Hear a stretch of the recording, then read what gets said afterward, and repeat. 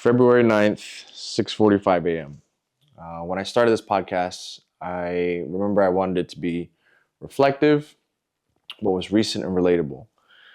And a couple of things, when we put things out into the world, whether it's through a podcast, a video, audio, or writing something down, it gives us the opportunity to condense it, unpack it, clarify it, and get it out there. But it also subjects us to other thoughts, opinions, questions, criticisms, different perspectives. And I like that because whatever that I've shared and I've experienced doesn't mean that it's the right way, the only way. It's just currently from all of the experiences and perspectives that I had, here's how I would move forward with this. I'm going to go towards this question that we have on the Instagram broadcast channel. If you're on my profile, it's called Updates. And I asked a while ago, what topics do people want to hear about for the next podcast? And I missed one at the bottom. From Starry5758, he asked, or she asked, about fatherhood. How does becoming a family man change your worldview? And how do you use that in the tattoo world? I'll answer it. I might come back and reread that a bit because it's a good question. It's a really deep one that I missed. And when I think about that, everything that I do, I'm always like analyzing it a lot. And it's like I'm just kind of studying my actions, what I'm doing, the results that I'm getting, the impact or the chaos that it brings. And then I'm analyzing it. I'm trying to see, like, what can I do better? What can I change about my process? What would I like to keep the same and repeat the same of and apply more energy, more effort, and repeat it? That mindset applies to both family, with work, with art, with anything, even just making tea. Not this one, but we have this Hong Kong style milk tea. And as we've been making it in the morning, I'm adjusting like what kind of temperature do I want to have for the hot water? How much water? How much sugar? How much milk do I put in there? And just kind of tasting it and trying to remake it and make it better. Same thing with tattooing. When I'm tattooing, what does my line look like? Do I like it? Can I repeat it and make it better? Do I not like it? Is there something that I can change, whether it's my hand speed, my machine speed, the depth of the needle, maybe it's the needle type, the machine type, machine settings. Is it my shading? Is my shading smooth? Do I want it to be smooth for this area? Do I want it to be textured? How can I make it textured? Do I need to turn the machine up, move my hand faster or slower, maybe change what sort of ink that I'm in, change the depth, maybe move a little bit sporadically or a little bit smoother? Always thinking about, like, whatever that I'm seeing within the tattoo, what kind of adjustments can I make if I don't like it, or do I like it and can I repeat it? Because if I can repeat and get a certain desirable action, then I feel like that is skill. But if you can't, then you're just lucky. You're just tattooing and sometimes you get it and sometimes you don't. It's kind of like, I always use the analogy of like a pool player.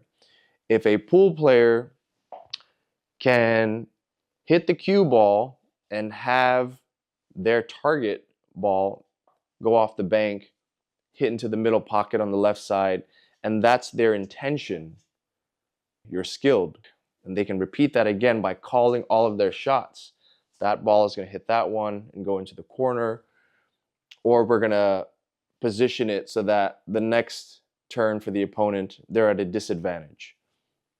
If you can set up your shots that way, then you're lucky. If you can tattoo that way, if you can set up your shots that way, you're skilled.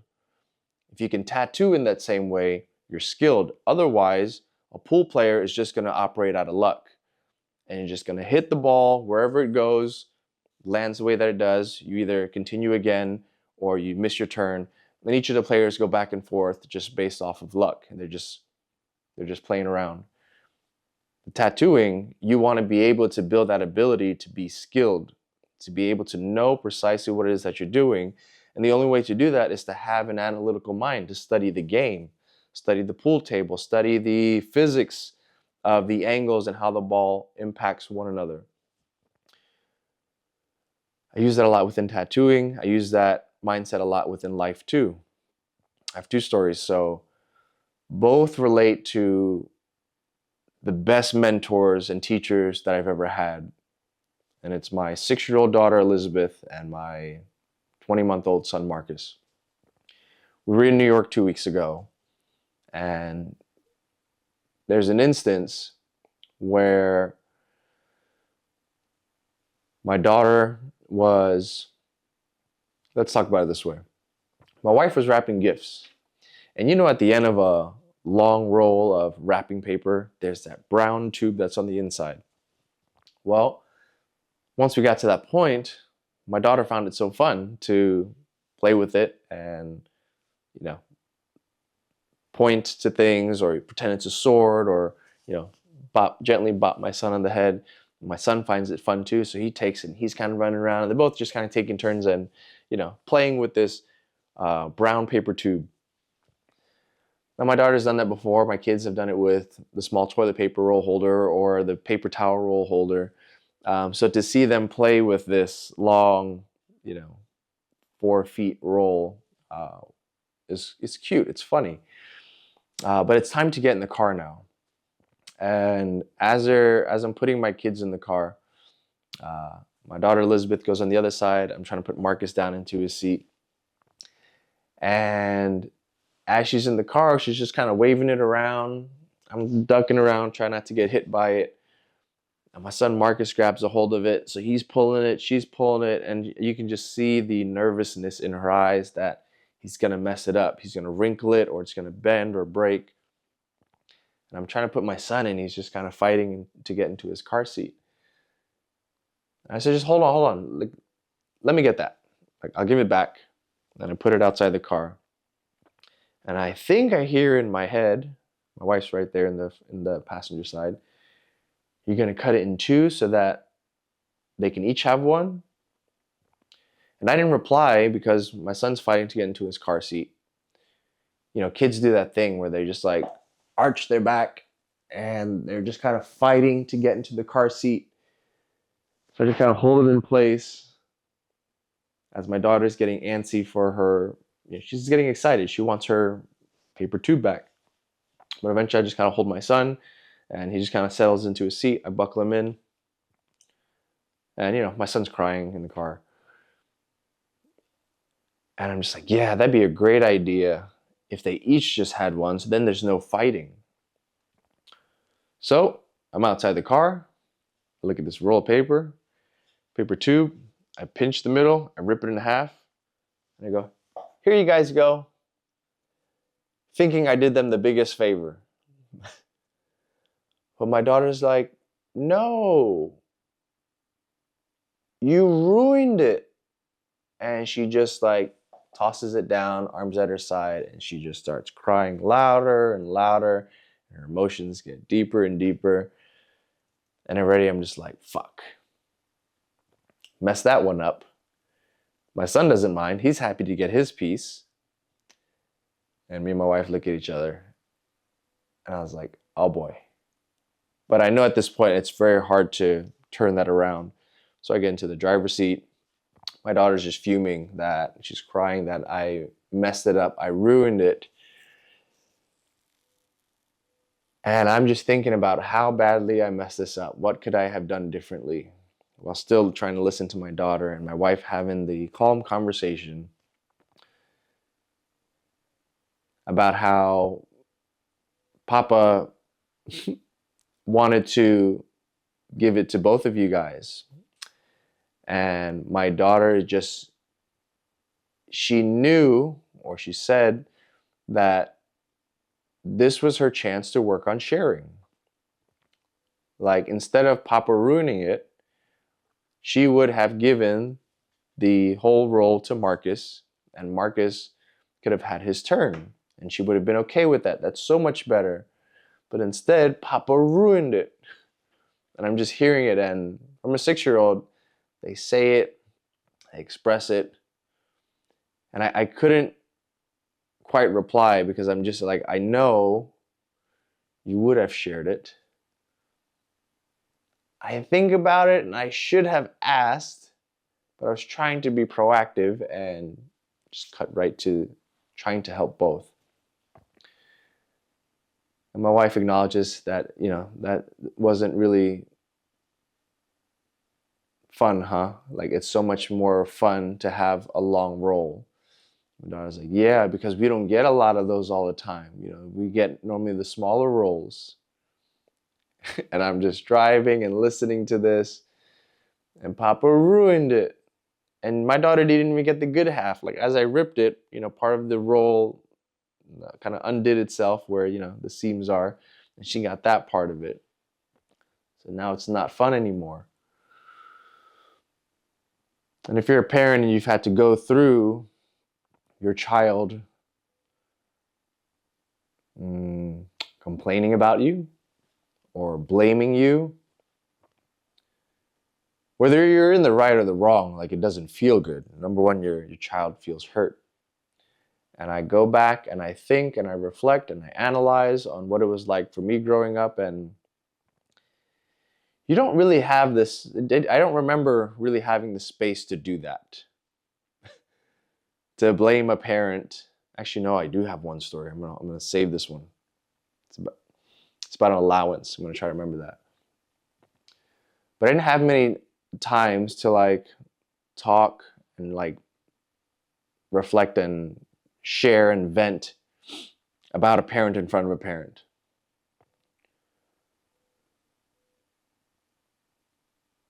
And when I finally had the ability to call my thoughts and acknowledge and respond to my daughter, I was like, I'm sorry. And I just kind of heard, and I was just like, I'm so defeated right now. I feel so ashamed. I don't even know how to respond right back to you. But I knew it wasn't sufficient because my daughter's still upset about this thing. But I think about that, I'm like, how would I have done it? And the simplest way, this may be perhaps a very simple solution, would have just been to ask her first. But I think about in that time, I was like, well, if I just give it to her, he may be upset. If I just give it to him, she may be upset. So how do I try to solve this? And like, you have to make a decision and just move forward with something. So it's like when you're trying to get in the car, do you A, give it to one kid or the other? B, just toss it out? Or C, rip it and give it to both? Or D, just ask the kid, what does she want to do first? And I just made the decision without having the conversation with her. So this is the outcome. I'm just thinking about it and trying to be calm through this whole situation. Constantly reflecting.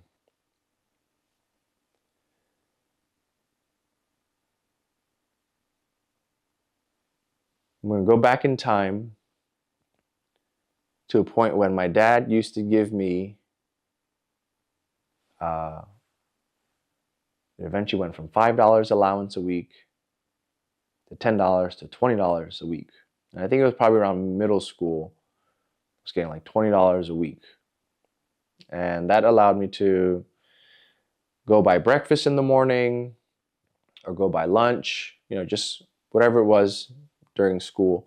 Or I could save it and do other things with it. There was a video game store down the street. And it's just like, here's your $20. You can do with it as you please. And I think I missed last week's allowance. I didn't get it. I might have asked him for it. We just didn't get it on time. The current week, I didn't get the allowance. It was perhaps on a Monday that I didn't get it. I think it may have been like a Tuesday or Wednesday. I'm trying to roll back my memory. And I didn't get it yet either. So as my dad is driving me to school, it was definitely middle school. See, that's the time that that's the age group that he was driving me to school. early middle school, so probably like 6th grade. And I asked him about allowance. I don't remember his answer right now, but he didn't have it.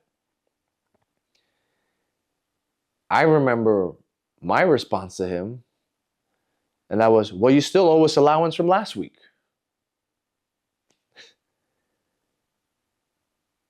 And my dad said, I don't owe you allowance. Like, you're lucky you get allowance. I'm sure there was more. I don't know if it's perhaps out of shock that I'm just now having this come up and I'm trying to like scramble through to remember. But there was a point where I just kind of remember, like, I sat back in my seat. I was like, oh shit. This is him like wanting to give allowance. He doesn't have to give it to me to feel like that I was like owed that money. And I just remember sitting back in my seat. I guess that was the first time that I can recall complaining, demanding, or just kind of expressing in front of a parent and then just kind of getting shut down or kind of put in my place, being taught a lesson about things that are given to you and you don't demand them, you're not owed anything. And I remember from then I never asked about allowance again. I'm trying to think about how this ties into the story that I was just telling. This one just kind of hit me in a special place this morning. But even then, I just analyzed and just thought about, well, never again going to ask that. But as my daughter's expressing in the car, I'm doing my best, and this is the analytical part now, not to lash out in the car, to tell the kid, it's not a big deal. I was just trying to help. It's not that bad. Like, so what? Did I make the biggest mistake? Like, am I a bad dad? Like, I just remember like trying to like hold it together. And it takes a lot to be in that moment and like control an emotion, to try to communicate calmly. And I have to like pause and think about what is happening and what I'm feeling. Same thing in tattooing, right? If we're going to go back to that question, how does becoming a family man change your worldview and how to use that in tattooing? Well, I can almost say it's also the other way around too. Like what I've learned within tattooing, like how I have that, how I applied that as being a family man. There was another moment within the car at a different time when, same setup in the story, my daughter's in the car, I'm putting my son in my car seat, he's fighting it, he don't want to get in, I'm holding him, I'm trying to get him to calm down, he's shouting in my ear, my daughter's super excited, she's just talking out loud, and I just remember hearing all the shouting, and in my head I'm like, don't yell, don't yell, don't yell. I'm just telling this to myself because there's an instinct that comes up to be reactive and shout at them for shouting, to get them to shut up and to be quiet and to just get into your seats so that we can go to where we're trying to go. But as I hear the kids' excitements, well, my daughter's excitement and my son's refusal to want to sit down, there's almost like this meter that rises, and I can just witness it. I can witness and observe myself go through this, like, oh man, he's about to lose his shit right now. And I can just see that meter go up. No, don't go off, vacuum.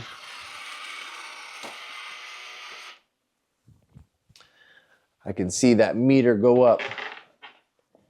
I'm like, he's gonna lose his shit right now. And almost like as if I didn't even have time to think about it or to catch it, really, I yell, "Stop yelling." Doesn't help my son. I think he pauses for a second. He cries louder. I look at my daughter and she's just like, and she sinks back into her seat. Her mouth is just like pouting and she's like shaking. You can just tell her eyes are getting ready to cry. And my wife's looking at me and there's a silent communication like, "That's uncalled for." Like, fuck.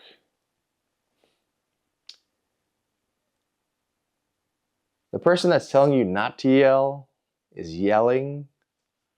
Doesn't help either kids. And I was like, did I even apologize? I know I talked about it at some point, but in the moment, I instantly regretted it. And I do remember driving and go like, "I'm sorry, I didn't mean to yell."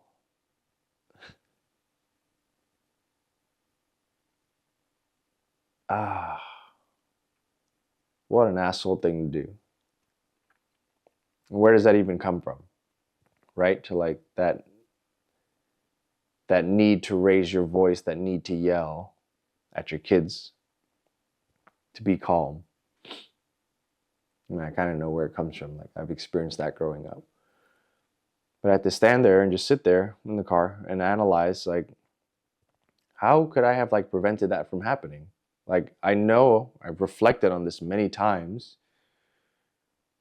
that I want to be more calm and I want to be more patient. And I'm definitely way better. But still, you can find these small moments in different places that it's like, I don't want to be that way. Let's go back to tattooing.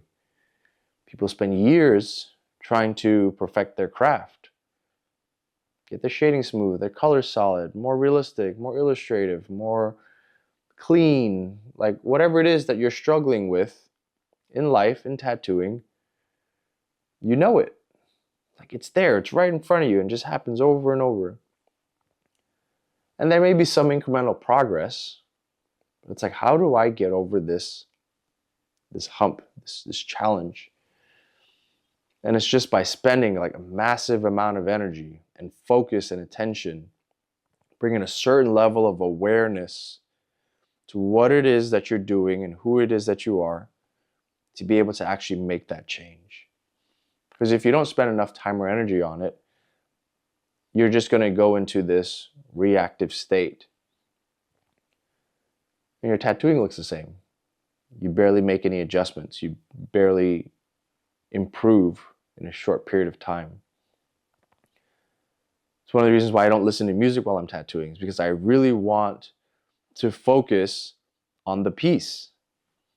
I really want to be able to like have a clear head and like think about what it is that I'm doing. And as I'm applying the tattoo, do I like what I'm seeing? Can I improve on it?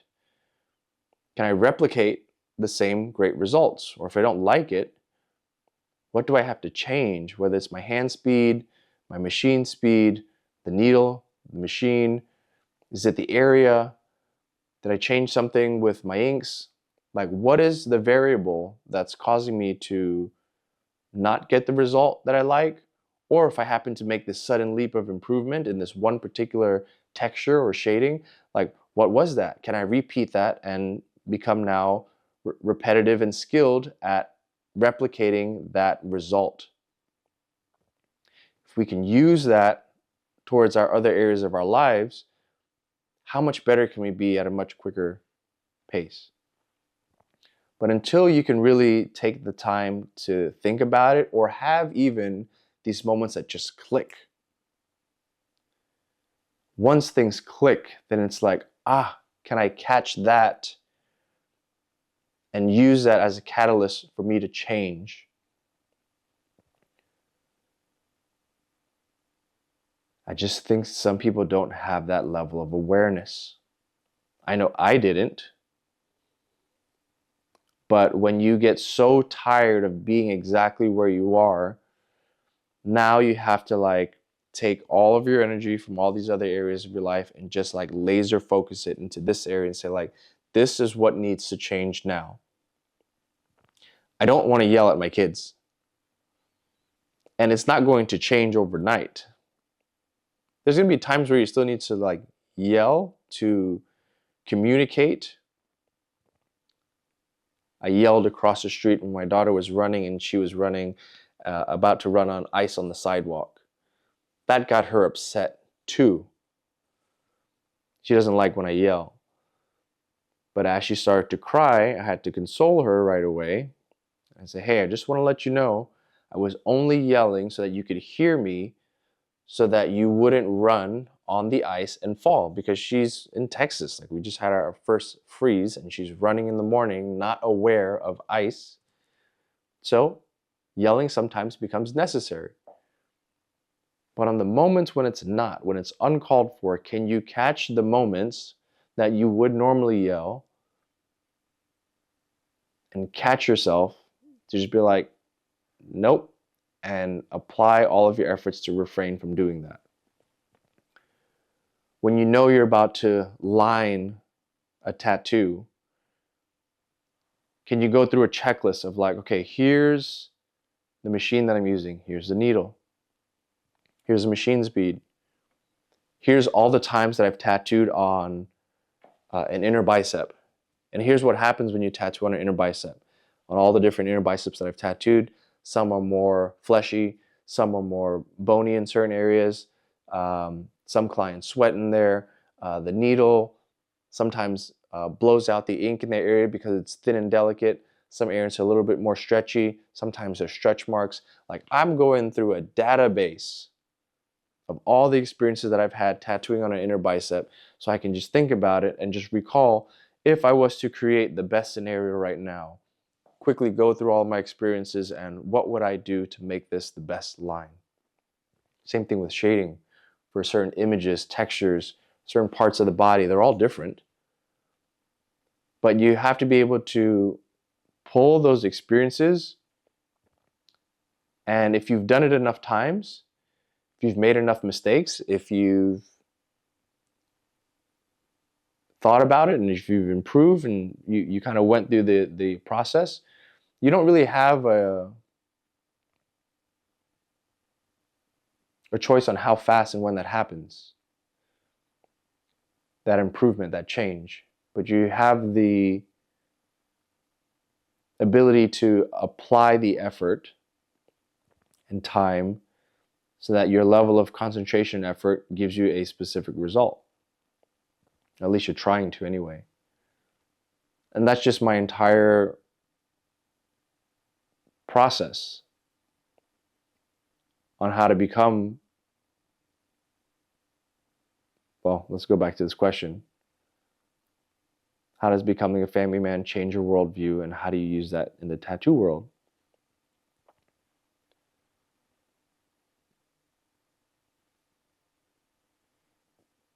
It's just the constant to just be better, right? And if I was to think about the things that I didn't like being communicated to as a kid, I think as parents, we use that as our driving force for like, all right, well, I don't want to be this way as I was parented, so I'm going to become the parent that I needed or that I would have liked to my kids, and to take that even a step further to try to be the type of parents that they need. And what they need, you have to unpack that in a way that is unique to them and to you. To be a tattoo artist, well, seeing what has worked for you before, or all the information that you have, or what hasn't been taught to you. Like, if you were to learn and condense and apply that experience and to perhaps teach that to somebody else, like, how would you have liked to teach and apprentice somebody else? That's another way that I've been using it, is like, how do I apprentice people now? Is like, if I wanted to condense my years of experience and teach someone in a short period of time, there's a certain order or curriculum of like learning, and it's always like tight 3 round liners first, then you work your way up to bigger lines, and when you can get good at those, packing in solid black, and you can get good at packing in solid black, you're going to work on your smooth single tone grays, then you'll work on your smooth gradients, then you may work on some textured gradients, then you're going to start to work on solid colors, then color blending between 1 and 2 colors, then start to go between 3 colors. And it's just these fundamentals that I wish I would have learned and applied early on, that now that when you can teach somebody, if they can get people in the door consistently and daily to practice on, they can get better at a much faster rate than I did. And the idea is to have people not only just learn, get as good as I am, but learn the fundamentals and get to a point of like, here's what you need to know to start the tattooing process, but now you start to apply your style and your techniques and your level of studying and analyzing so that you can create something that's unique for you. I don't want people to just replicate what I'm doing. I don't want to just replicate what somebody else is doing. Over time in our career, we'll just start to find what is unique for us. Everything is constantly just studying and analyzing